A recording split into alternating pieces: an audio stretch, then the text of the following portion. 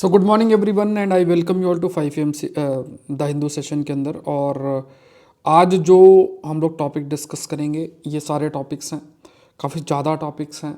आज का जो है देखो, जो क्वेश्चंस फ्रेम हो सकते हैं, जैसे प्रेसिडेंशियल और पार्लियामेंट्री सिस्टम है, ये एक टॉपिक अच्छा बन जाता है। तो ये टॉपिक बेसिकली पॉलिटी का टॉपिक है। फिर इंडिया मालदीव रिलेशन IR का टॉपिक है। टैब्लू सिलेक्शन जनरल टॉपिक है। इंडिया मालदीव्स का चाइना मालदीव्स का जो एग्रीमेंट है, उसके साथ साथ one belt one road initiative और बेल्ट रोड इनिशिएटिव और ग्लोबल सिक्योरिटी इनिशिएटिव, दो चीज़ें डिस्कस करेंगे। या भी इंटरनेशनल रिलेशन का टॉपिक है, ये साइंस का टॉपिक है, ये ज्योग्राफी मैपिंग का टॉपिक है। अल्टरनेटिव ये टू रेड सी, ये ज्योग्राफी प्लस IR का टॉपिक है।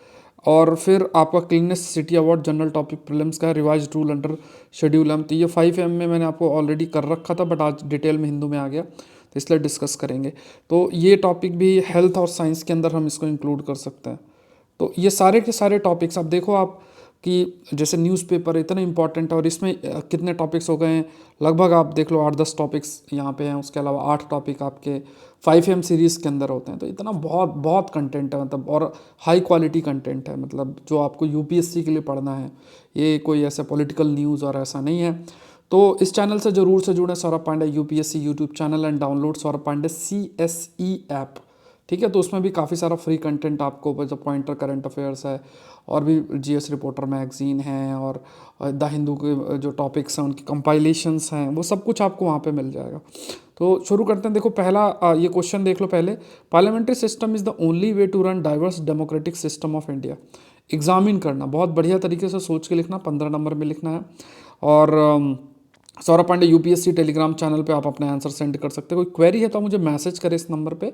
और अगर आप मुझसे जुड़ना भी ऐसे चाहते हैं तो फिर हम लोग डिस्कस भी कर सकते हैं, बट इस नंबर पे आपको सिर्फ मैसेज करना है, अपनी क्वेरी लिख देनी है। इस ऐप को डाउनलोड करना है, सौरभ पांडे CSE। और अगर आप मान लो लैपटॉप में क्लासेस करना चाहते हैं तो क्या करना है, web.sauravpandeyupsc.com, सौरभ पांडे UPSC.com। ठीक है, तो इसका लिंक नीचे डिस्क्रिप्शन बॉक्स में भी दिया हुआ है, तो ये आप देख सकते हैं। और ये वेबसाइट है, इस वेबसाइट में देखो प्रीलिम्स मेंटरशिप प्रोग्राम में आज आपको 20% का डिस्काउंट वाला ऑफ़र एक्टिव रहेगा।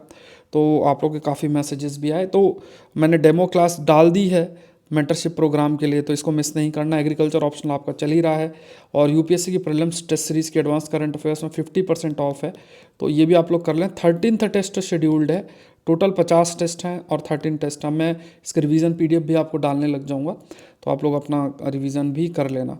तो ये एग्रीकल्चर ऑप्शनल और ये एडवांस करंट अफेयर्स का 2 इयर्स कवरेज है, ये टेस्ट सीरीज़ है। एडवांस करंट अफेयर्स का मैं आपके लिए कोर्स भी लेकर आऊँगा, जो एक्सप्लेनेटरी कोर्सेस होंगे वो भी लेकर आऊँगा सौरभ पांडे CSE ऐप के अंदर।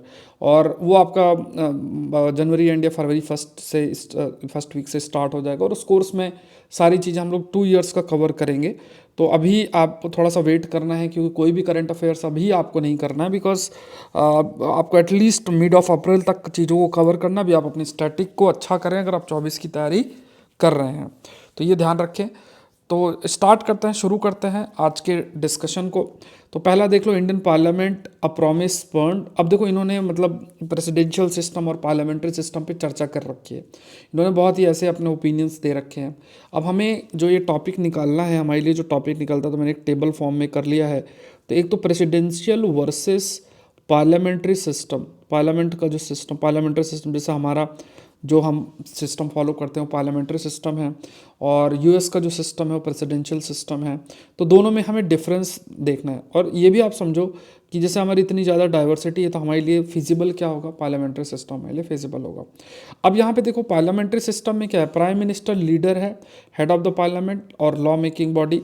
पार्लियामेंट जो है selects the prime minister, parliament he prime minister को सेलेक्ट करता है। Prime minister can dissolve the parliament, उनके द्वारा डिसॉल्व किया जा सकता है। पार्लियामेंट मेंबर्स जो हैं can vote to elect new prime minister, parliament के मेंबर्स। अब यहाँ पे सिंपल सी बात है, अदर ऑल्दो प्रैक्टिकली तो सब कुछ जो डिसीजन मेकिंग है वो पार्टी के द्वारा किया जाता है, बट यहाँ पे पार्लियामेंट में के अंदर ही सब कुछ जो प्रोसेस है वो आपका होता है। तो पार्लियामेंट में जैसे कि मेजोरिटी अगर वो डिसाइड करेगी कि हमें ये प्राइम मिनिस्टर रखना है, तो वो प्राइम मिनिस्टर बनेंगे। फिर may have a head of the state with little power, king और क्वीन। ठीक है, may have a head of the state with little power, king और क्वीन। तो यहाँ पे head of head of the state का मतलब किंग और क्वीन यहाँ नहीं, मतलब यहाँ पे अगर हम बात करें तो प्रेसिडेंट की बात हो रही है कि आपके हेड ऑफ द एग्जीक्यूटिव जो है प्रेसिडेंट एक्ट कर सकते हैं। सिटीजन्स लॉ मेकर को इलेक्ट करते हैं। प्रेसिडेंशियल सिस्टम और पार्लियामेंट्री सिस्टम में एक जो कॉमन पॉइंट आता है, leader heads the military and runs the government. तो ये दोनों में ही रहता है, दोनों ही जो मतलब जैसे प्रेसिडेंट है और हमारे प्राइम मिनिस्टर हैं, तो दोनों ऑल्दो हमारे देश में जो एक प्रकार से जो एक नॉमिनल हेड के रूप में है या चीफ कमांडर के रूप में आर्मी और मिलिट्री का ओवरऑल अगर आप देखो तो वो प्रेसिडेंट कहलाते हैं। अब यहाँ पे क्या है कि लेजिस्लेचर सिर्फ लॉ मेकिंग बॉडी होती है। जैसे पार्लियामेंट्री सिस्टम में क्या है कि जैसे जो मिनिस्टर हैं उन्हें पार्लियामेंट का भी हिस्सा होना पड़ेगा, बट प्रेसिडेंशियल सिस्टम में ऐसा नहीं होता है। प्रेसिडेंशियल सिस्टम में बेसिकली क्या है कि लॉ मेकिंग बॉडी डिफरेंट है, एग्जीक्यूटिव बॉडी डिफरेंट है, दोनों अलग अलग हैं। तो इसमें मतलब ऐसा नहीं है कि जो भी आपके मिनिस्टर्स हैं उन्हें पार्लियामेंट का हिस्सा बनना। जैसे यूएस के अंदर है तो वहाँ पे आपके पास सेपरेट कांग्रेस है, जो वहाँ के पार्लियामेंट है उसका नाम आपका क्या है, कांग्रेस है।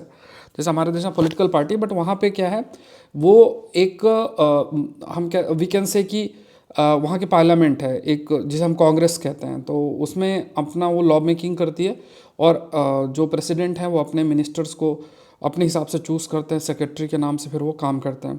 सो प्रेसिडेंट सिटीजन सेलेक्ट करते हैं, प्रेसिडेंट लीडर होते हैं। लेजिस्लेचर और president serve a fixed amount of time. President does not make laws, president law making में नहीं है। और president is the head of the state and chief executive, ठीक है। तो ये आपके प्रेसिडेंशियल सिस्टम के अंदर होता है। फिर कुछ नए पॉइंट्स अगर देखोगे, so executive members are the member of the legislature as well. जैसे पार्लियामेंट्री सिस्टम में मतलब जो अगर एग्जीक्यूटिव मेंबर है वही आपके लेजिस्लेटर का भी हिस्सा होता है। मतलब जैसे हमारे देश में जो मिनिस्टर्स हैं वो एग्जीक्यूटिव हैं तो वो पार्लियामेंट का भी हिस्सा होते हैं। प्राइम मिनिस्टर्स लेजिस्लेशन इलेक्ट करता है। Prime minister responsible to the legislature. Prime minister जो है वो लाइक वो प्लेजर ऑफ लेजिस्लेचर को उसमें काम करते हैं। यहाँ पे ड्यूअल एग्जीक्यूटिव होते हैं, एक तरफ प्रेसिडेंट नॉमिनल होते हैं और रियल एग्जीक्यूटिव आपके प्राइम मिनिस्टर होते हैं। और स्ट्रिक्ट सेपरेशन ऑफ पावर नहीं होता है, मतलब जैसे लेजिस्लेचर और एग्जीक्यूटिव के बीच में ऐसा अंतर नहीं है बहुत ज़्यादा, क्योंकि जो एग्जीक्यूटिव वो पार्लियामेंट से ही आ रहा है, लेजिस्लेचर से ही आ रहा है। प्राइम मिनिस्टर डिसॉल्व कर सकते हैं लेजिस्लेचर का, वही सेम से पॉइंट है। और इसका जो जस्ट अपोजिट है वो आपका क्या है, वो प्रेसिडेंशियल सिस्टम है। यहाँ पे सिंगल एग्जीक्यूटिव है क्योंकि प्रेसिडेंट ही सारा पावर देखते हैं। सेपरेशन ऑफ पावर बहुत रहता है स्टेट, क्योंकि लेजिस्लेचर लॉ मेकिंग का काम है और एग्जीक्यूटिव लॉ इम्प्लीमेंटिंग का काम है। और एग्जीक्यूटिव वहाँ से आपका पार्लियामेंट से निकल कर नहीं मतलब वो बनाया जाता है। तो ये कुछ पॉइंट्स है, बाकी पॉइंट्स मैंने पीडीएफ में डाल दिया, तो ये पीडीएफ आप लोग डाउनलोड कर लेना, ठीक है। नेक्स्ट देखते हैं strain ties with India Maldives relations. PDF आपको Saurabh Pandey UPSC Telegram channel पे जो ये रॉ पीडीएफ है वो मिल जाएगी। उसके अलावा आप सौरभ पांडे UPSC.com वेबसाइट पे जाओगे तो वहाँ भी आपको प्रॉपर पीडीएफ पुरानी भी सारी मिल जाएंगी, ठीक है। तो वो पीडीएफ भी आप लोग गो थ्रू हो सकता है। तो strain ties with India Maldives relation, इसकी बात अगर करते हैं तो देखो पहली चीज़ आप समझो कि मालदीव्स का लोकेशन कहाँ है। तो मालदीव्स आपका ये लोकेटेड है, ये मालदीव्स है, बहुत ही स्ट्रेटजिकली लोकेटेड। अब आप इस चीज़ को समझो, जैसे ये पाकिस्तान है, ये इधर ये म्यांमार है और इधर ये चाइना है। पाकिस्तान में इधर देखोगे तो यहाँ से इनका एक प्रोजेक्ट आपका बनता है, और जैसे मान लो ये आपका एक इनका है जिसे कहते हैं इसको हम चाइना पाकिस्तान इकोनॉमिक कॉरिडोर बोलते हैं। और यहाँ पे एक पोर्ट है जिसको हम बोलते हैं ग्वादर पोर्ट। ये पोर्ट का नाम क्या है, दैट इज़ ग्वादर पोर्ट, है ना। तो एक तो ये है, और यहाँ पे एक रीजन है कसगर रीजन है, कसगर रीजन से ग्वादर पोर्ट तक ये है।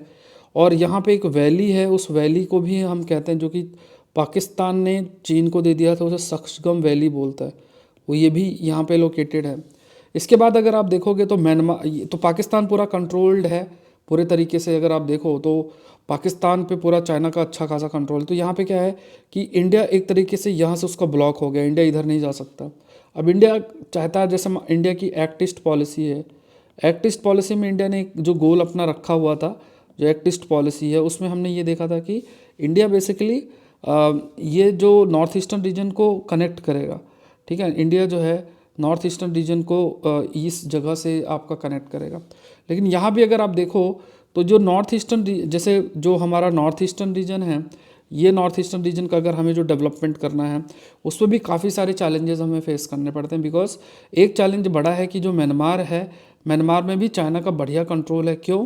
क्योंकि वहाँ की जो मिलिट्री रूल है, वो मिलिट्री रूल पर, जैसे मान लो जुंता गवर्नमेंट है तो मिलिट्री रूल बेसिकली उसे एक जो लेजिटिमेसी चाहिए वो लेजिटिमेसी किसके माध्यम से मिल रही है? चाइना के माध्यम से। अगर अदरवाइज अगर चाइना का हाथ नहीं होता तो यूएन कई प्रकार के सैंक्शंस इस पर इम्पोज कर सकता था, कुछ अपनी तरफ से भी काम कर सकता था, बट क्योंकि China United nation security council का परमानेंट मेंबर है तो वो हर चीज़ को ब्लॉक करवा देता है।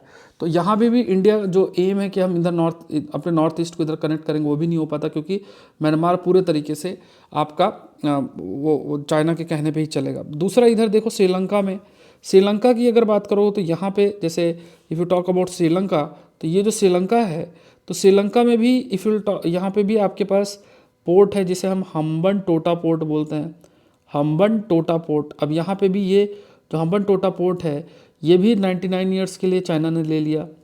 अब इधर आ जाओ, ये बहुत इंपॉर्टेंट रोल है इंडियन ओशन रीजन के अंदर, मालदीव्स की अगर हम बात करें, ठीक है। कमेंट सेक्शन बताओ कोलंबो सिक्योरिटी जो इनिशिएटिव है वो क्या है, पढ़ाया हुआ है मैंने, आप बताना। तो अब ये देखो इधर ये आ गया, तो इधर ये मालदीव्स का बहुत इंपॉर्टेंट लोकेशन है, ये इंडिया के बहुत क्लोज है। तो यहाँ पे अगर मान लो चाइना प्रेजेंट होगा तो इंडिया के बहुत ही क्लोज जो है चाइना आ जाता है। तो इधर से क्या है उसको बहुत ह्यूज एडवांटेज भी, काफ़ी आप कह सकते हो कि बहुत ह्यूज एडवांटेज भी चाइना को मिल जाएगा। तो ये जो इसका स्ट्रेटजिक लोकेशन है ये इंटरेस्ट पैदा करता है चाइना के अंदर। और देखो जैसे मान लो अभी ये जो आपके पर्सन है, ये जो पर्सन है, ये जो आप देख रहे हो दैट इज़ मोहम्मद मूजू करके है।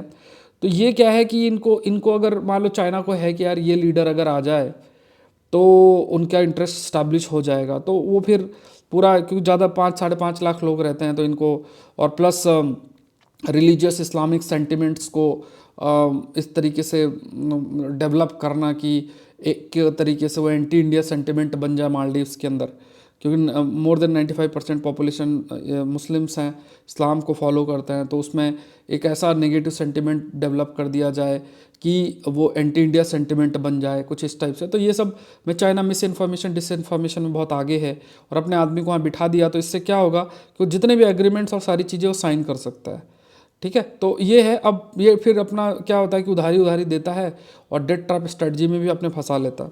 अब देखो what led to India out campaign, Maldives की बात करें तो मालदीव्स की मैरीटाइम नेबर है इंडिया का, मतलब समुद्री लेवल पे देखा जाए तो इम्पॉर्टेंट आप कह सकते हैं नेबर भी है, एंड एक इम्पॉर्टेंट स्ट्रेटजिक लोकेशन भी है मालदीव्स की अगर बात किया जाए। एंड ये धीरे धीरे जो टिल्ट है चाइना की तरफ वो देखने को मिल रहा है।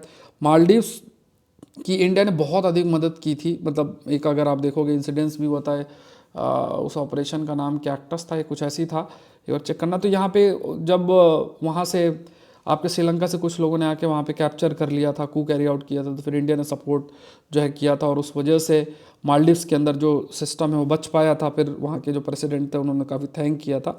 लेकिन ये जो अब्दुल्ला यमीन है 2013 से 18 का जो इनका टाइम पीरियड रहा, ये काफ़ी अधिक उस समय चाइना के प्रति काफ़ी अधिक ये टिल्ट जो है वो देखने को मिला है, ये अब्दुल्ला यमीन के बाद से। फिर ये अमीन के अंदर ही चाइना ने मालदीव्स को one belt one road initiative का जो है वो हिस्सा बना लिया, मतलब ये जो यमीन है इनके टाइम पे ये सारी चीज़ें हो गई।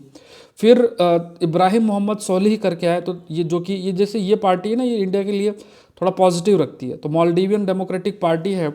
तो यहाँ पे इब्राहिम मोहम्मद सोलिह करके हैं, तो इनसे ये जब आए तो इंडिया के साथ रिश्ते थोड़ा सा इम्प्रूव हुए। और इनकी जो पॉलिसी थी, जैसे India first foreign policy, India first approach इन्होंने फॉलो किया, और अपनी फॉरेन पॉलिसी में इंडिया को काफ़ी क्लोज भी रखा, और one of the closest bilateral partner के रूप में रखा। तो ये चीज़ें क्या है कि आप ये कह सकते हो कि ठीक है, वी कैन से कि ये जो इब्राहिम मोहम्मद सोलिह हैं, इनके आने के बाद से चीज़ें काफ़ी हद तक इम्प्रूव हुई, जो कि यामीन के टाइम पे जो ख़राब हुई थी वो चीज़ें काफ़ी इम्प्रूव हुई, प्रॉक्सिमिटी काफ़ी बढ़ी भी, और हाई लेवल मिलिट्री एक्सचेंज भी हुआ। अब मिलिट्री एक्सचेंज के बाद क्या है कि ये जो पर्सन है, जो दूसरा फैक्शन है, उसने एंटी इंडिया सेंटिमेंट्स स्टार्ट कर दिया कि देखो ये सरकार जो है इंडिया के दब गई है, सोवेनिटी का लॉस हो रहा है, सोवेनिटी कॉम्प्रोमाइज़ हो रही है हमारी, इस टाइप का डर पैदा किया। फिर उसके बाद मिस इन्फॉर्मेशन डिसइन्फॉर्मेशन बहुत चले। तो जो पुरानी सरकार ने इंडिया फर्स्ट अप्रोच की थी, तो जो अभी इलेक्ट होकर आई है उसने क्या अप्रोच फॉलो की कि वो फॉलो किया उसने इंडिया आउट अप्रोच। इंडिया को बाहर निकालने की बात की गई। तो उन लोगों ने फिर जैसा भी मिस इन्फॉर्मेशन और ये सब की वजह से सपोर्ट भी करना स्टार्ट किया। तो उन्होंने कहा कि देखो एक एग्रीमेंट साइन किया गया जिसका नाम उथुरू थिला फलहू करके एक एग्रीमेंट है इंडिया के साथ 2021 में, जिसके तहत jointly national defence force develop करना कोस्ट गार्ड हार्बर के लिए। तो ये जो एग्रीमेंट है जैसे उथुरू थिला फलहू करके जो एग्रीमेंट है ये एक बेसिस बन गया। बेसिस किस चीज़ का बन गया कि एंटी इंडिया स्टैंडर्ड के, देखो ये जो सरकार है मतलब मालदीव्स की बात है कि देखो इंडिया के से डर गई या इंडिया के साथ के साथ ऐसे एग्रीमेंट साइन करके कहीं ना कहीं जो आपका एक प्रकार से एक प्रकार से सोवेनिटी का कॉम्प्रोमाइज़ जो है वो देखने को मिल रहा है। और फिर इसी वजह से ये मतलब इंडिया आउट कैंपेन चालू हो गई। ऑल्दो अभी जो इलेक्ट होकर आए हैं तो उन्हें जैसे जनरली एक कहा जाता है कि जो मालदीवियन प्रेसिडेंट इलेक्ट होके आते हैं वो पहले इंडिया जाते हैं, लेकिन ये जो हैं वो टर्की गए, टर्की के बाद फिर वो जो है चाइना गए। तो टर्की चाइना का भी एक बढ़िया रिश्ता है। टर्की जाने का भी मतलब ये है कि एक को इस्लामिक वर्ल्ड में अगर आप देखो ना तो टर्की की एक बहुत इंपॉर्टेंट पोजीशन मानी जाती है। तो वो भी एक था, तो वो पहले टर्की गए एक क्लोजनेस शो करने के लिए। तो जो एक रूल है जिसमें या अंडरस्टैंडिंग आप कह सकते हो जिसमें इंडिया का विजिट होता है, तो उस चीज़ को उन्होंने इग्नोर किया। So why the decision to revoke the survey pact. अब देखो यहाँ पे क्या है, एक एग्रीमेंट साइन हुआ था 2019 के अंदर with India for conducting survey in the Maldivian water. अभी इस एग्रीमेंट को खत्म किया गया। देखो इसे हाइड्रोग्राफिकल सर्वे बोलते हैं।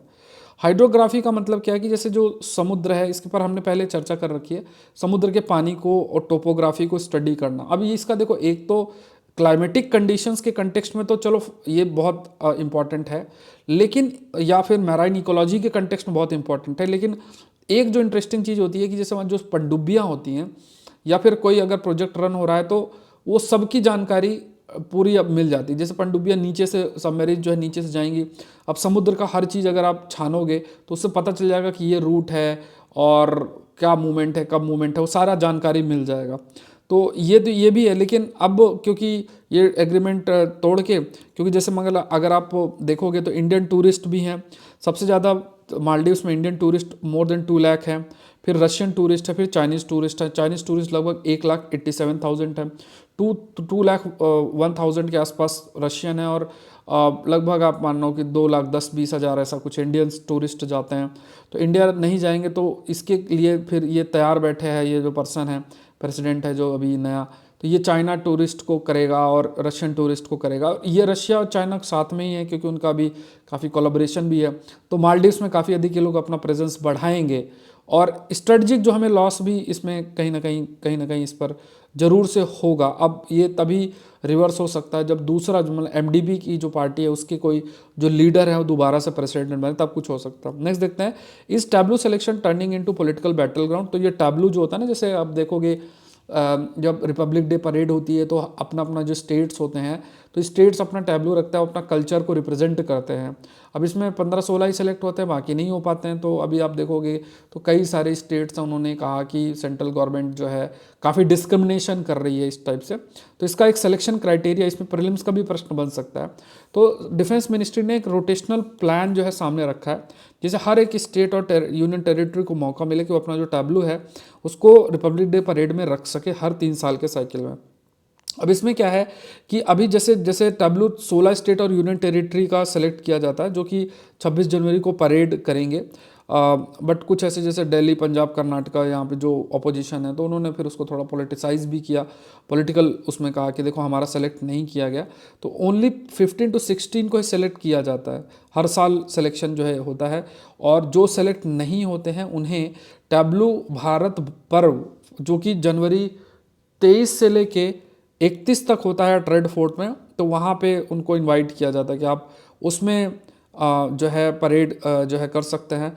डिफेंस मिनिस्ट्री ऑलरेडी जो है एक स्क्रीनिंग मैकेनिज्म वो फॉलो करते हैं कि 15-16 में कौन आएंगे और जो नहीं आ पाते हैं वो अपने टैब्लू को भारत पर्व में सामने रख सकते हैं। तो ये जो एक कमिटी स्पेशल बनती है जिसमें बहुत सारे various field including Padma awardees और ये सब होते हैं, और वो कमेटी बनती है, वो अपने प्रपोजल को रखते हैं, सेलेक्ट करते हैं जो भी अलग अलग स्टेट्स हैं उस है ना, तो कई सारे क्राइटेरिया उसके बेसिस पे। तो मिनिस्ट्री ऑफ कल्चर की बात करें तो उसमें like empanelled 30 agencies for design fabrication of the tableaux through an open selection process. ये मिनिस्ट्री ऑफ कल्चर इस सिलेक्शन प्रोसेस में ये भी इन्वॉल्व आपकी रहती है। एंड एडवाइस करना कि किस तरीके से वो अपने मतलब किस तरीके से अपने टैबलू को अच्छा कर सकते हैं, कैसे डिज़ाइन कर सकते हैं, कैसे रिप्रेजेंट कर सकते हैं। एंड यहाँ पे अगर देखा जाए तो यहाँ पे ये भी हाईलाइट किया गया कि जैसे मतलब अब जो नया प्लान है उसमें कहा गया कि जो भी सिलेक्शन होगा वो रोटेशनल बेसिस में होगा। मार्चिंग जो कंटिजेंट है और military platforms at the parade showcase the nation military might. Tableaux की अगर हम बात करें तो मतलब जैसे आप देखोगे तो परेड होती है, फिर हमारी एयरक्राफ्ट्स भी जो है वो उसको भी रिप्रेजेंट किया जाता है, मिसाइल्स भी रिप्रेजेंट की जाती है। और कल्चरल जो स्ट्रेंथ है वो बेसिकली जो कल्चरल हमारे डाइवर्सिटी है वो बेसिकली रिप्रेजेंट होती है इन टैबलूज के माध्यम से। तो इनका अपना एक इम्पॉर्टेंट आपका रोल भी बन जाता है। फिर यहाँ पे जो आपका रिपब्लिक डे परेड है, रिपब्लिक डे परेड में we can say cultural diversity को शो करने में इन टैबलूज का एक इम्पॉर्टेंट रोल रहता है। अब सिलेक्शन मेनली किसके द्वारा किया जा सकता है, तो इसको स्टैंडर्डाइज आपका कर दिया गया है। लाइक पहले से ही मंथ से पहले ही एप्लीकेशन मांग लिया जाता है कि कौन कौन करेगा। फिर एक्सपर्ट्स होते हैं जो कि इवेलुएट करते हैं इसमें विजुअल अपील, थीम क्या है, लोकल रिसोर्स की यूज़ क्या हुए हैं, ये सब को यूज़ करते हुए और फिर सेलेक्ट किया जाता है। बट अब जो है किया गया है कि रोटेशन बेसिस में ही होगा।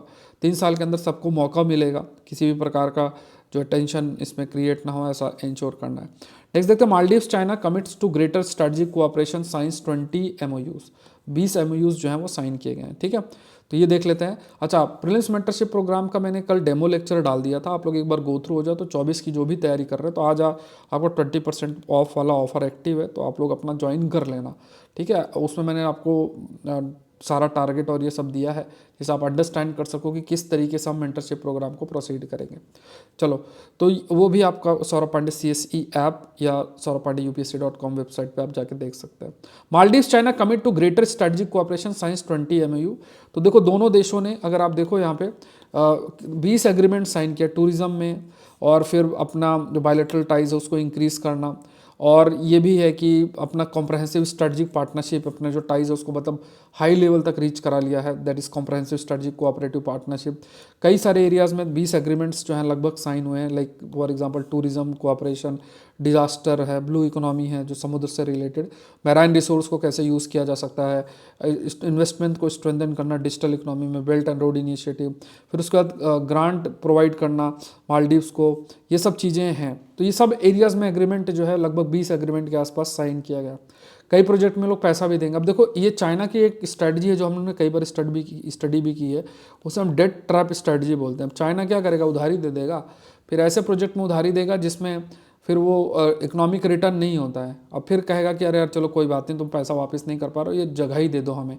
तो ऐसे मालदीव्स के पास तो हज़ारों आइलैंड्स हैं, चाइना किसी भी आइलैंड पे अपना प्रेजेंस शुरू कर देगा, फिर कहेगा कि हमारे पूर्वज थे यहाँ चाउमीन खाते थे इसलिए ये आइलैंड हमारा ही है, इस टाइप का वो कब्जा करना शुरू कर देगा, इंडिया के क्लोज आ जाएगा। कुछ भी मतलब उसका अपनी थिंकिंग है, साउथ चाइना सी रीजन में जैसे ऐसे कर लिया। तो मालदीव्स का क्या है, उसके हज़ारों आइलैंड है। अभी प्रेसिडेंट अगर ये बनता रहा तो ये तो इसको तो क्या है, ये तो कह देगा कि हाँ चलो आप एक नहीं 5 ले लो, ठीक है, इसमें क्या है। तो ये एक मैटर ऑफ कंसर्न है जहाँ पे आप कह सकते हो कि इतना ज़्यादा इंक्लिनेशन जब हो जाता है तो ये एक मैटर ऑफ कंसर्न, क्योंकि इंडिया के बहुत क्लोज फिर जो है वो चाइना आ जाएगा। अब चाइना का जैसे अगर आप देखो तो प्रोजेक्ट भी है जिसे चाइना रन भी करता है, जैसे one belt one road initiative. देखो सब लड़ाई इसी चीज़ की है। चाइना का जो प्रोजेक्ट है अगर आप देखो तो चाइना का जो प्रोजेक्ट है उसको हम नाम जो हमने रखा है वो है one belt one road initiative, जिसके तहत चाइना क्या कर रहा है कि हर एक मार्केट तक रीच कर रहा है। ठीक है, मार्केट है जो मार्केट उनको एक्सप्लोर करना, जैसे फॉर एग्जांपल जैसे यहाँ पे China Pakistan economic corridor, China Myanmar economic corridor, फिर इधर कई रीजन्स तक अपना रीच बढ़ाना, और ये इसको एक्सपेंड कर रहा है वेस्ट एशिया तक। तो ये सारी रीजन है, समुद्री इलाकों में भी अपना एक्सपेंशन इसी कंटेक्स्ट में कर रहा है। तो एम क्या है कि मार्केट तक रीच करना, उस मार्केट तक सारा चाइनीज़ प्रोडक्ट रीच कर सके, और डिजिटल और फिजिकल कनेक्टिविटी के माध्यम से ये कहा गया कि ये सब जो है आपका डिजिटल और फिजिकल जो कनेक्टिविटी है उस डिजिटल और फिजिकल कनेक्टिविटी के माध्यम से वो पॉसिबल वो आपको देखने को मिल सकता है। मतलब डिजिटल और फिजिकल कनेक्टिविटी की अगर हम बात करें तो उसमें establish one belt one road initiative के तहत होगा। और अगर देखो तो रशिया, बेसिकली रशिया का एक है जिसे वो यूरेशियन इकोनॉमिक यूनियन बोलता है। इसमें आप मेरा आर्टिकल भी पढ़ सकते हैं, द ग्रेट यूरेशियन पार्टनरशिप ऐसे डालना, गूगल में डालना द ग्रेट यूरेशियन पार्टनरशिप ऐसे डालना, द ग्रेट यूरेशियन पार्टनरशिप डालना गूगल के अंदर, तो द हिंदू में इस पर मेरा आर्टिकल पब्लिश हुआ है, आप देख सकते हो। ठीक है, उसको चाहो तो एक बार देख सकते हो। द ग्रेट यूरेशियन पार्टनरशिप पे मैंने एक आर्टिकल पब्लिश किया, मतलब हिंदू के अंदर आप देखोगे, द हिंदू न्यूज़पेपर में आपको मिल जाएगा। तो यहाँ पे अगर आप देखो तो यूरेशियन इकोनॉमिक जो यूनियन है, Eurasian economic union basically Russia का, चाइना का one belt one road initiative, दोनों कंबाइन करके एक यूरेशियन पावर ब्लॉक बनाना चाहते हैं। यूरेशियन जो पावर ब्लॉक है उसको डेवलप करना चाहते हैं। तो ये जो यूरेशियन पावर ब्लॉक है आपका, ठीक है, ये बेसिकली इसी के लिए, ये यूरेशियन जो पावर ब्लॉक है basically, if you talk about this power block that is Eurasian, तो इसी को ये एक्सपैंड करना चाहते हैं। तो इंडो पैसिफिक एक तरफ और यूरेशियन पावर ब्लॉक एक तरफ, और इसी के बीच में खींचतान चल रही है। यूएस सपोर्ट आपका जो कर रहा है वो यूएस का सपोर्ट इंडो पैसिफिक ब्लॉक का है, और यूरेशियन ब्लॉक को डेवलप करना चाहता है रशिया, और चाइना डेवलप करना चाहता है, और इसी के लिए खींचतान आपकी चल रही है। मालदीव्स उसी में एक छोटा सा हिस्सा है जो कि इंडियन ओशियन रीजन के लिए बहुत इंपॉर्टेंट है चाइना के कंटेक्स्ट में, और वैसे इंडिया के लिए भी काफ़ी इंपॉर्टेंट बन जाता है। अब चाइना ने एक इनिशिएटिव और भी किया था जिसे ग्लोबल सिक्योरिटी इनिशिएटिव भी कहते हैं। श्रीलंका भी इसका हिस्सा बन गया, मालदीव्स भी इसका हिस्सा बन गया। तो ये अप्रैल 2022 में ये इनिशिएटिव आया था, जिसमें इसका एम क्या था, safeguard peace and provide a China led solution to international security challenges. तो यहाँ क्या करना, पीस मेंटेन करना और चाइना लेड सॉल्यूशन लेकर। अब चाइना लेड सॉल्यूशन तो क्या ही होता होगा, ठीक है। चाइना लेड सॉल्यूशन मतलब उसे अपना इंटरेस्ट देखना। फिर ऐसे ही एक इनिशिएटिव था ग्लोबल डेवलपमेंट इनिशिएटिव, 2021 के अंदर आया था। इसमें डेवलपिंग देशों को मदद करना, गरीबी हटाने के लिए, पब्लिक हेल्थ और को इम्प्रूव करने के लिए, और इनइक्वालिटी रिड्यूस करने के लिए, ये सब था। बेल्ट रोड इनिशिएटिव मैंने आपको बता दिया, 2013 के अंदर आया था। अब यहाँ पे जो ग्लोबल सिक्योरिटी इनिशिएटिव है, इसमें क्या है, common comprehensive cooperative and sustainable security लेकर आना, देशों की सिक्योरिटी और उसकी जो टेरिटोरियल इंटीग्रिटी उसको रिस्पेक्ट करना, जो भी यूएन चार्टर के अंदर जो प्रोविजंस मेंशन है उसको अबाइड करना, देशों के जो भी सिक्योरिटी कंसर्न है उनको लेना। अगर इतना कंसर्न सोचते तो फिर चाइना साउथ चाइना सी में क्या कर रहा है। फिर उसका पीसफुली जो भी डिफरेंसेस उनको रिजॉल्व करना। इंडेक्स तो रिजॉल्व हो नहीं पाया अभी तक। Maintaining security in both traditional and non traditional domain, जो भी सिक्योरिटी से रिलेटेड चीज़ें उनको आपका मेंटेन करना एक तरीके से, ये चीज़ भी है। तो ये आप पॉइंट्स याद रखना। ये आपका ग्लोबल सिक्योरिटी इनिशिएटिव एक टॉपिक आपके लिए सेपरेट भी बन सकता है। तो ये इसके पॉइंट्स है। देखो ये सब कुछ न्यूज़पेपर में नहीं है, ठीक है, मैं आपको बता देता हूँ पहले भी। तो देखो कंटेंट ऐसे ही कवर करना पड़ता है। तो आप अगर ये सेशन अटेंड करते हैं ना, तो आप हाईएस्ट लेवल का कंटेंट, आप पूरे पेपर आप कर रहे हो। पेपर 2 और 3 तो जीएस का पूरा इसी पर बेस्ड होता है। आप कुछ स्टैटिक किताबें पढ़ लो, जरूरी है। फिर उसके बाद इवन जीएस पेपर 1 में लगभग 12 क्वेश्चंस का मैंने 20 में से स्क्रीनशॉट के साथ डाला था कि देखो कैसे हमारे सेशन से कवर मतलब जो हमने किया वहाँ से पूछा गया है। मेंस की बात हो रही है। तो ये चीज़ें बहुत मैटर आपके लिए करती है कि आप कंटेंट को बढ़िया तरीके से, जैसे जो पढ़ाया जा रहा है उनको सब्जेक्ट वाइज नोट करो। आलस आएगा, बहुत चीज़ें होंगी, क्योंकि ये अपना जो भी है उसको मेंटेन करना इतना आसान नहीं है। और इसे ये मत मानो कि आप करंट अफेयर के नोट्स पढ़ रहे हो, क्योंकि अगर मान लो 1000 पेज हो गए तो आपको रहेगा यार 1000 पेज का करंट अफेयर का नोट कौन करता है, ऐसा मन में 50 चीज़ें आएंगी। बट आप, और जिनको इस चीज़ का ज्ञान नहीं है, जो कि बड़े बड़े टीचर्स बने बैठे हैं, मतलब बड़े लोग बैठे हुए हैं, ठीक है, तो वो फिर अपना जो पुराना समय का ज्ञान है ना उसी को देते जा रहे हैं। वो कहेंगे नहीं नहीं न्यूज़पेपर पढ़ना इतना इंपॉर्टेंट नहीं है, कुछ ज़रूरी नहीं है। अब आप इसमें रैशनली सोचो। देखो कई टीचर्स ऐसे हैं जो बहुत अच्छा अपना आपका स्टैटिक स्ट्रॉन्ग कर देंगे, तो आप उनसे अपना स्टैटिक पढ़ो। फिर उसके बाद क्या होता है कि आपको जैसे न्यूज़पेपर से अपने नॉलेज को एप्लीकेशन सीखना पड़ेगा। तो इसमें आपको 1-1.5 घंटे का अगर आप टाइम देते हैं तो इसका आउटपुट बहुत अधिक है आपके लिए। और ये चीज़ भी आप समझो कि जो नोट्स हैं वो नोट्स आप सब्जेक्ट वाइज बनाएंगे। नोट्स मैंने आपको हमेशा बताया कि कभी भी करंट अफेयर के नाम पे मत बनाओ, सब्जेक्ट वाइज नोट्स बनाओ। एक प्रीलिम्स का रजिस्टर बना लो, बाकी सब्जेक्ट वाइज, जैसे कोई आईआर का टॉपिक है तो उसको उसके अंदर लिखो, ज्योग्राफी एनवायरनमेंट, एग्रीकल्चर इसका एक बना लिया, तो उसमें जो इनसे रिलेटेड टॉपिक हो तो उसको उसके अंदर लिखो, इकोनॉमी का टॉपिक वहाँ, पॉलिटी का टॉपिक अलग से, और अपना जो स्टैटिक अच्छे टीचर से या किताब जो आपने पढ़ी तो जब आप उनको पढ़े साथ में इनको भी कर लो, तो कंबाइंड वे में दोनों को पढ़ोगे ना तो ये चीज़ आपको हेल्प आएगी। आपको बहुत अधिक प्रश्न, जैसे स्टैटिक से आज के समय में प्रोपोर्शन क्वेश्चंस के कम हो रहे हैं, और ये जो एडवांस टॉपिक्स हैं इनसे बहुत अधिक प्रश्न आ रहे हैं। तो ये क्या है, ये हमको दोनों को लेकर चलना है। ऐसा नहीं कि आप स्टैटिक ना पढ़ो और खाली ये पढ़ो तो काम बन जाएगा, या फिर आप ये ना पढ़ो और खाली स्टैटिक पढ़ो तो काम बन जाएगा। दोनों में से कुछ भी नहीं होगा, दोनों को साथ लेकर ही चलना पड़ेगा, यही सॉल्यूशन है। बट अब जैसा मैंने आपको कहा कि अगर जो बड़े बड़े लोग हैं, टीचर्स हैं, तो वो थोड़ा सा अपना थॉट प्रोसेस बदलने के लिए तैयार नहीं है, तो वो अपना वही पुराने ज़माने की जो थॉट प्रोसेस है उसी को बच्चों को भी ट्रांसफ़र करते हैं, या फिर मोटिवेशनल टॉक्स होती हैं, और उसमें हिंदी माध्यम में तो मतलब बहुत ज़्यादा ये प्रॉब्लम है, इसलिए रिजल्ट नहीं आ पाता है। और उन्हें भी अपने थोड़ा माइंडसेट को चेंज करना चाहिए। ऑल तो बहुत अच्छे स्टूडेंट्स हैं जो कि चेंज भी कर रहे हैं, और वो लैंग्वेज को बैरियर नहीं मानते, जहाँ अच्छा कंटेंट मिलेगा वो उस चीज़ को फॉलो करते हैं।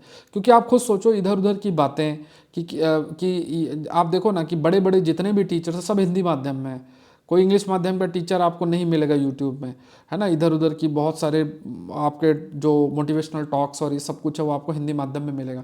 बट जब आप कंटेंट की बात करो कि यार उनके पढ़ाया हुआ कंटेंट यूट्यूब में जो अवेलेबल है कुछ भी, उसमें कितने प्रश्न आ रहे हैं, या क्या वो उन चीज़ों को पढ़ा रहे हैं या कवर कर रहे हैं कि नहीं, तो आंसर नहीं है। तो यहाँ पे आप ये देखो कि किसी के मार्केटिंग स्ट्रैटेजी का आप हिस्सा मत बनो। आपकी लॉयल्टी मात्र एक चीज़ से होनी चाहिए, वो है कंटेंट। कंटेंट जहाँ अच्छा मिले, यूपीएससी रेलेवेंट कंटेंट अच्छा सा मिले, तो वहाँ से कंटेंट करो। लैंग्वेज के बैरियर मत मानो कि भाई वो हिंदी में इंग्लिश। मैं तो ये भी कहूँगा कुछ ऐसे भी टीचर्स हैं जो कि हिंदी में कंटेंट देते हैं, और वो बहुत अच्छा आपको कंटेंट अगर दे रहे हैं, तो आप भले इंग्लिश माध्यम से हो तो आपको वहाँ से अच्छा कंटेंट लेना चाहिए। तो लैंग्वेज का बैरियर कभी आपको रखना नहीं चाहिए, याद रखना है। मतलब ये चीज़ आपको बहुत, ये थॉट प्रोसेस बहुत हेल्प जो है वो करेगा। और बहुत ज़्यादा स्ट्रेटजी वीडियोस पर भी आपको नहीं जाना चाहिए, ये मेरा मानना है। चलो यहाँ पे देख लो, ये साइंस में नोट कर लें। Orion space gravity most powerful rocket है जो कि डेवलप किया गया चाइनीज़ प्राइवेट कंपनी के द्वारा।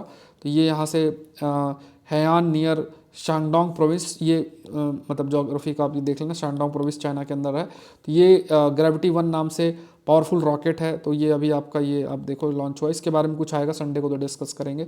एक ये टॉपिक है, ये आपका मैपिंग से रिलेटेड है। तो यहाँ पे ये एक क्रेसेडेंस्का एडा करके है, तो सर्बिया में लोकेटेड है और डैन्यूब रिवर के पास है। तो ये आप याद रखना, ये आइलैंड न्यूज़ में है। तो ये डैन्यूब के अंदर लोकेटेड है, अपोजिट द सेटलमेंट ऑफ क्रेसेडेन, ठीक है। और यहाँ पे एक स्पेशल नेचुरल रिजर्व भी है, इसका नाम कैसे प्रोनाउंसिएट करेंगे आप देख लेना, कोविल जस्को पेट्रोवाराडेंस्क RIT, ठीक है। तो ये याद रखना। ऐसा नहीं कि ये कोई जैसे छोटे बच्चे होते हैं ना, उनको लैपटॉप दे दो तो सारा प्रेस कर डालते हैं ना, ABCD जो भी उनके मन। तो अब उसमें से ये जैसे एक तो कुछ नाम आप देखोगे तो आइलैंड और ये सब में के देश में जो भी वॉल्केनोज है उनका भी बहुत डिफिकल्ट से नाम होता है। नेक्स्ट देखते हैं, Israeli startup plan to connect Dubai Haifa ports, ठीक है, टू बाईपास रेड सी। अब देखो यहाँ पे देखो बढ़िया एक एनालिसिस हो रहा है।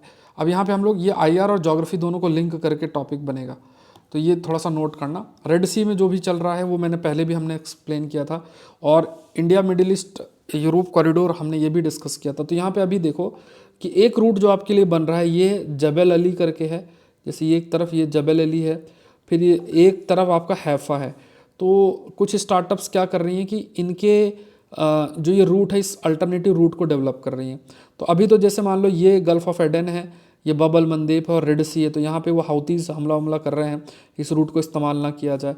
बट अब ये थोड़ा सा जबल अली और फिर ये रूट होते हुए और हैफा जा रहे हैं। तो जैसे ये आपका है उसके बाद इस टाइप से हैफा होते हुए और फिर जा रहा है। तो ये चीज़ सऊदी अरेबिया के मदद से ये चीज़ की जा रही है, डेवलप है वो किया जा रहा है अल्टरनेट, क्योंकि केप ऑफ गुड होप से होते हुए जाएंगे तो वो बहुत लंबा रास्ता होगा, लॉजिस्टिक कॉस्ट भी इसकी बहुत अधिक जो है वो होगी। तो ये कुछ मतलब एक स्टार्टअप ट्रक नेट करके है वो डेवलप आपका कर रहा है। तो ये चीज़ अभी फ़िलहाल के लिए जैसे मान लो बहुत इमरजेंसी है, मान लो मेडिसिन सप्लाई करनी है बहुत इंपॉर्टेंट है, तो ऐसे कुछ चीज़ों के लिए की गई है। फिर यहाँ पे मुंबई टू मुद्रा, फिर पहले जैसे मान लो ये रूट होगा मुंबई से लेके जबल अली, फिर यहाँ पे बाय रोड से लेके हाइफा तक जो है ट्रांसफ़र किया जाएगा। तो जैसे मान लो पहले हमारे इंडिया, जैसे सपोज़ करो यहाँ इंडिया का ये पोर्ट है, यहाँ से फिर आप जबल अली गए, जबल अली से रोड से होते हुए हैफ़ा ले गए, हैफ़ा से फिर रास्ते से जो ये समुद्र का रास्ता उससे होते हुए फिर यूरोप गया। तो इस टाइप से ये चीज़ फॉलो, ये नया रूट जो है वो आपका डेवलप हो रहा है, ये ध्यान रखना है। नेक्स्ट देखते हैं, सूरत इंदौर चीपेस्ट क्लीनेस्ट सिटीज़ हैं। ये आपका भी क्लीन सिटी अवार्ड आपका आया है, तो इसमें आप ये रीड कर लेना, मैं टेबल बता देता हूँ। ऑल इंडिया सिटी रैंक 1 में इंदौर और सूरत है। ऑल इंडिया सिटी रैंक 3 में नवी मुंबई है। ऑल इंडिया सिटी रैंक 1 जिसकी population is less than 1 lakh है, सस्वद है। और पॉपुलेशन मतलब रैंक 2 में पटन है। फिर क्लीनेस्ट कंटोनमेंट बोर्ड है महो कंटोनमेंट बोर्ड है। बेस्ट सफाई मित्र सुरक्षित शहर चंडीगढ़ है। क्लीनेस्ट गंगा टाउन जो है वाराणसी है। क्लीनेस्ट गंगा टाउन जो रैंक 2 है वो प्रयागराज है। तो ये थोड़ा सा देख लेना, ये 2023 का ये अवार्ड जो है आया है।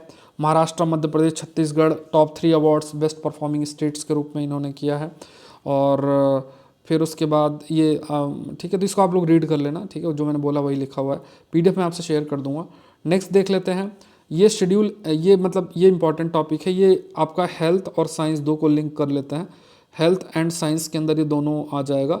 और यहाँ पे जो टॉपिक है वो है शेड्यूल M। शेड्यूल M का एक टॉपिक है, कॉस्मेटिक एक्ट से रिलेटेड है, उसका एक शेड्यूल है, दैट इज़ शेड्यूल M। तो इसमें देखो अभी क्या है, हेल्थ मिनिस्ट्री ने नोटिफाई किया है, कुछ रिवाइज नोटिफाई किया है schedule M of the drugs and cosmetic rules 1945। इसमें कुछ किया चेंजेस, और एम क्या है, जिससे कि जो फार्मा कंपनीज हैं वो recommit to the manufacture of safe, effective and high quality drugs. अभी देखो क्या हो रहा है, कई सारे आप केसेस देखोगे कि क्वालिटी कंटेंट यूज़ नहीं होने की वजह से कुछ डेथ रिपोर्ट हुई है इंटरनेशनल लेवल पे। तो ये बहुत मैटर ऑफ कंसर्न है। अब देखो दवा जो होनी चाहिए उसमें बहुत हाईएस्ट लेवल का प्रिकॉशन रखना चाहिए, तो उसी के लिए कुछ रिवाइज्ड गाइडलाइंस है कि जिससे कि जो सेफ, इफेक्टिव और हाई क्वालिटी ड्रग्स जो है वो बनाया जाए विथ इंटरनेशनल क्वालिटी स्टैंडर्ड्स जो है वो फॉलो किया जाए। क्योंकि अभी कुछ केसेस हुए थे, इंडिया को भी इसमें काफ़ी सुनना भी पड़ा था, और इंडिया ने भी कुछ स्ट्रिक्ट एक्शंस लिए थे। बट फिर भी जो डैमेज तो हो ही जाता है ना, दवा जैसी चीज़ों पे अगर भरोसा उठ जाए तो फिर लोग उस कंपनी की दवा खरीदते नहीं है, उस देश से कोई दवा नहीं खरीदते। तो इंडिया के लिए तो नुकसान हो जाएगा ना इस चीज़ से, क्योंकि हम बहुत अधिक जो जेनरिक ड्रग्स है वो देते हैं। सो ये वर्ल्ड हेल्थ ऑर्गेनाइजेशन ने भी कुछ अलर्ट्स जारी किए थे, जैसे कफ सिरप को लेके उसमें कहा गया कि ये डाइथिलाइन ग्लाइकोल और इथिलाइन ग्लाइकोल से कंटेमिनेटेड है, और ये बेसिकली ह्यूमन अगर एक डोज से ज़्यादा ले लिया जाए तो टॉक्सिक हो सकता है। Contamination was allegedly found in samples taken from batch of cough syrup.